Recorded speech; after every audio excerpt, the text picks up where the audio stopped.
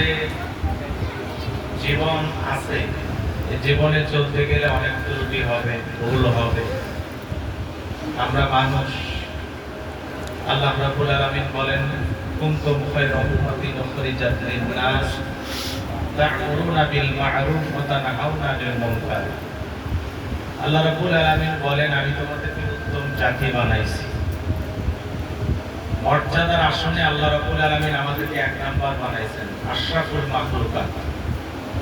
আল্লাহ তাআলা আমাদেরকে পাশাপাশি দায়িত্ব দিয়েছেন, তা'মুরুনা বিল মা'রুফ, তোমরা সৎ কাজের আদেশ দাও। আমরা সব সময় বলতে ভালোবাসি, আমরা যেহেতু বক্তা। এরপরে আল্লাহ রাব্বুল আলামিন দায়িত্ব দিলেন, তোমরা অসৎ কাজ থেকে মানুষকে বিরত রাখো। তার মানে আল্লাহ রাব্বুল আলামিন আমাদেরকে উত্তম জাতি ঘোষণা করার পরে দুইটা কাজ দিলেন। একটা হলো ভালো কাজের আদেশ। আমরা যখন মসজিদে যাই, অনেকেই মানুষকে দাওয়াত দিই, ভাই চলেন নামাজে যাই। অনেকে আমরা দাওয়াত দিই যে ভাই এখানে বসে না থেকে চলেন একটু নামাজ পড়ে আসি। আল্লাহর পথে দাওয়াত দিতে গেলে পুরো মাদ্রাসা বড় হুজুর হওয়া লাগবে, খুব বেশি বড় দায়ী হওয়া লাগবে। মানুষকে ভালো কাজের আদেশ দিতে গেলে যে কোনো মানুষ, আপনি একটা ভালো কাজ করেন, ওই দিকে মানুষকে রাখবেন। আপনি নামাজে যাচ্ছেন, সত্যি পথে ৫ জন ১০ জন যার সাথে দেখা হলো, ভাই চলেন আসলে নামাজটা পড়ে আসি, ভাই চলেন জহরের নামাজটা পড়ে আসি। এটাই আল্লাহর পথে দাওয়াত। এটা একটা দাওয়াতি কাজ। কে একটা অন্যায় করতেছে, আপনি বাধা দিলেন যে ভাই এই গুনাহের কাজটা কইলেন। একজন গান বাজাইতেছে, সেখানে যা নিষেধ করতে। এটাই কি আল্লাহর পথে মানুষকে খারাপ কাজ থেকে বিরত রাখা। এই কাজগুলো আমরা ছোটখাটো মনে করি। একটা মানুষ আপনাকে জিজ্ঞাসা করলো, ভাই আমি তো সাগানা যাবো, বলছি ভাই আমি চিনি না, জানো ওইদিকে যাবো। এটা একটা আচরণ হইল, ব্যবহার হইল। আপনি বলেন যে ভাই আমি আসলে আমার বাড়ি তো সাদুল্লাহপুর, কোন দিক দিয়ে যে সাগাটা যাওয়া লাগে আমি ওইভাবে জানি না। সুন্দর আচরণ করে। কাউকে কিন্তু একটা পথ দেখায় দিলে কি পাওয়া যায়? সব পাওয়া যায় না, গুনাহ হয়? সব পাওয়া যায়। আমরা গাইবান্ধায় অনেকে ভাবতেছি আমাদের ভিতরে ওই কোনা এ হয়েছে সে হয়েছে, নানান অভিযোগ, তাই না? তারপরে অনেকে বলতেছেন যে আলেম কাকে বলে, নানান অভিযোগ আমরা করতেছি একে অপরের বিরুদ্ধে। আমরা এতক্ষণ পর্যন্ত এই জায়গায় যতটুকু শুনেছি, আমরা যতটুকু বলেছি,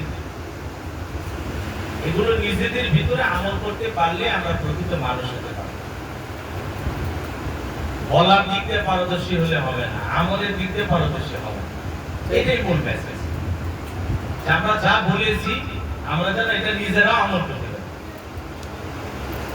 আমাদের কেন দিন পাবি তাফসীর মাহফিল হবে না, রব্বানি ভাই কোন দিলে দেয় না, এগুলো বলে লাভ হবে। আপনি আমার চাইতে বড় আলেম হন, আমার চাইতে আরো কোনো জায়গায় চলে যান, একেবারে মিজানুর রহমান আজারী চাইতে বড় বক্তা হন। আমার কি ভাইয়ের ভিতরে কোনো দ্বিধাদ্বন্দ্ব আছে? গাইবান্ধায় যদি ডক্টর মিজানুর রহমান আজারী চাইতে বড় বক্তা তৈরি হয়, তার জনপ্রিয়তা, এলিয়াম যোগ্যতা, আন্তর্জাতিক অঙ্গনে তার পরিচিতি হয়, এটা আমার কোনো লস আছে? বলেন না ভাই, বলেন লস আছে? এখানে যদি মুফতি আমির হামজার চাইতে বড় কোনো আলেম হয়, যদি আগামী পার্লামেন্টে চাই এমপি হয়, আমার কোনো সমস্যা আছে? সমস্যা নেই। এই জন্য অনেক অভিযোগ থাকবে। এখন এই জায়গায় যে বিষয়গুলো তুলে ধরা হয়েছে, সব কথার জবাব দিতে গেলে অনেকে কষ্ট পাবে। হ্যাঁ, এখানে আমাদের ভিতরে অনেক ত্রুটি আছে, অনেক ব্যর্থতা আছে। কথা বলেন না, এই ত্রুটিগুলো আমাদের আগে নিজেদের সংশোধন করতে হবে। আমি গাইবান্ধা জেলাকে মহব্বত করি, ভালোবাসি, কারণ এটা আমার জন্মস্থান। এই জেলায় আমার জন্ম। এখানে যত ভাই আসলেন উপস্থিত দেখলাম, গোবিন্দগঞ্জ থেকে অনেকগুলো, প্রায় 15-20 জনের কাছাকাছি হবে আমাদের থানা থেকে আসে। এই যে বিষয়গুলো আমরা এই জায়গায় তুলে ধরলাম, অনেক কথা, ভাই ওই কোনায় হিংসা, অহংকার, ওলামাইকে অনেকে নামাজ পড়ে, আমার 8টা 9টা পয়েন্ট একাই থাকে। প্রত্যেকটা একটা একটা করে জবাব দিতে গেলে 20 মিনিট লাগে। একেবারে নামাজের সময় আমাদের কাছে এই জন্য আমি প্রত্যেকটা পয়েন্টের জবাব দিতে চাই না। আমরা কেউ কাউকে অসম্মান করব না। আপনি যদি দিনের দায়ী হতে চান, আল্লাহর পথে মানুষকে দাওয়াত দিতে চান, 5টা উপকরণ লাগবে। 1 নাম্বার হলো কোরআন। আল্লাহর পথে মানুষকে দাওয়াত দিতে গেলে লাগবে কি? কোরআন। কোরআন দিয়ে তো মানুষকে দাওয়াত দিতে হবে। কোরআন দিয়ে তো মানুষকে আল্লাহর পথে ডাকতে হবে, তাই না? এই জন্য কোরআনের শিক্ষা আপনার আমার থাকতে হবে। হ্যাঁ, তেলাওয়াতে ভুল আছে, ত্রুটি আছে, এটা সংশোধন করতে হবে। কিভাবে সংশোধন করা যায়, কার কাছে গেলে সংশোধন হবো, এই চেষ্টাটা আমাদের ভিতরে থাকলে তাহলে ইনশাআল্লাহ আমরা সফল হতে পারবো। 2 নাম্বার, আল্লাহর পথে মানুষকে দাওয়াত দিতে গেলে লাগবে হাদিস। 3 নাম্বার, মানুষকে আল্লাহর পথে দাওয়াত দিতে গেলে লাগবে সুন্দর ওয়াজ, সুন্দর নসিহত। কথাটা বুঝতে পারছেন? 4 নাম্বার লাগবে হিকমত। আপনি মানুষকে আল্লাহর পথে দাওয়াত দিবেন সুন্দর নসিহতের মাধ্যমে, সুন্দর উপদেশের মাধ্যমে। আপনার কথায় যেন মানুষ কষ্ট না পায়। হ্যাঁ, সুদের ওয়াজ করলে সুদ করে কষ্ট পাবে, দোষ করবে, এগুলো আলাদা বিষয়। কিন্তু এমন কিছু বিষয় আছে, আক্রমণাত্মক ভাষা আছে না? আপনি মাহফিলে মঞ্চ কথা বলতেছেন, হয়তো প্রধান বক্তা চলে আসছে, আপনাকে হয়তো স্লিপ দেওয়া হলো বা ইশারা দেওয়া হলো, আমি তো এই শুরু করবো, ইশারা আমার সাথে এরকম হয়েছে। তেমন করে এখন উনি বলতেছে, হুজুরকে আমরা নিয়ে আসছি এত টাকা দিয়ে, অত টাকা দিয়া, উনি সারা রাত থাকবেন। আমি তো কেমন শুরু করলাম, উনি বসে থাক, আমি আলোচনা করি। এই যে একে অপরের প্রতি শ্রদ্ধা, ভালোবাসার জায়গাটা, আমি আমার ভাইয়ের জন্য আসন ছেড়ে দেবো। আমি আমার ভাইকে সম্মান দিলে তো আল্লাহ আমাকে সম্মান দেবে। আমি যদি একজনের প্রশংসা করি, আরো 10 জনের মধ্যে আমার প্রশংসা তৈরি করে দেওয়ার দায়িত্ব কিন্তু আল্লাহ। কথা বলছেন না? আপনি যদি কাউকে শ্রদ্ধা না করেন, সম্মান না করেন, আপনি তো সম্মানিত হবেন না। আগে মানুষকে সম্মান করতে শিখতে হবে। ওই যে কথায় আছে না, ব্যবহার বংশের পরিচয়, কথাটা কিন্তু সত্য। আমরা এই বিষয়গুলো আগে নিজের ভিতর থাকা লাগে। আমি কতটুকু নম্র, আমি কতটুকু ভদ্র, আমি কতটুকু বিনয়ী, আমার ভিতরে কতটুকু ইখলাস আছে, আমি মানুষের জন্য কতটা স্যাক্রিফাইস করি। অন্যজনের বেলায় অনেক কিছু বলা যায়। এই বিষয়গুলো আমাদের ভিতরে থাকতে হবে। 5 নাম্বার যে বিষয়টা লাগবে আল্লাহর পথে মানুষকে দাওয়াত দিতে গেলে, একজন দায়ীর আখলাক, চরিত্র সুন্দর হতে হবে। কারণ আমাদের চাল চলন, ওঠা বসা, খাওয়া দাওয়া সব মানুষ লক্ষ্য করে। এত বড় বক্তা আছে, দেখি তো কেমনি ওজন করে। এত বড় বক্তা আছে, দেখি তো নামাজ থাকতে পারবে ভাই, লক্ষ্য করে না?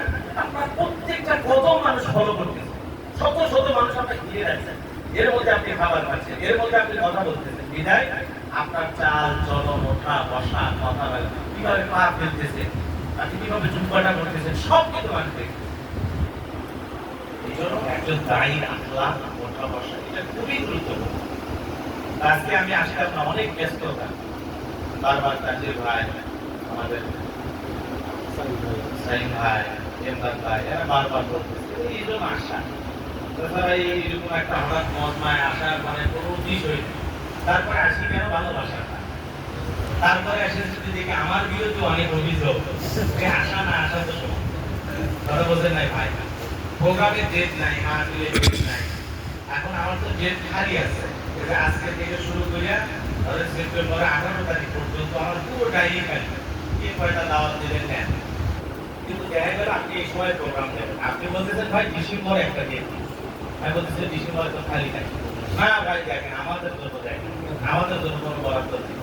আমি কার মুখে চুরি চালাবো? একটা লোক দাওয়াত দিয়ে গেছে, সেই ডায়েরি কেটে দিলে এতে আমার শুনে অবাক না বদলাম? নিজের জেলা দেখলে তো হবে না, নিজের আত্মীয় দেখলে তো হবে না। কারণ আমি ওয়াদাবদ্ধ, আমার ওয়াদাটা ঠিক রাখতে হবে। আমি 1000 বার বলি যে ভাই আমার ওয়াদাটা ঠিক রাখতে হবে, আমি প্রোগ্রাম মিস করি। আমাকে গিয়ে দাওয়াত দিল, কোন এলাকার মানুষ দাওয়াত দিল, ওইটা দেখে আমি ওয়াদা দিয়েছি, আমার ওয়াদা ঠিক রাখতে। এখন আপনি 80,000 কোন 1 লাখ কোন ডেট পাচ্ছেন না, কি করবো? ডিসেম্বর জানুয়ারি গুলোতে শেষ হয়ে যায়। সবাই চায় এই যে অভিযোগগুলো আমাদের বিরুদ্ধে করা হয় বা বলা হয়, এই বিষয়গুলো লক্ষ্য রাখা লাগবে।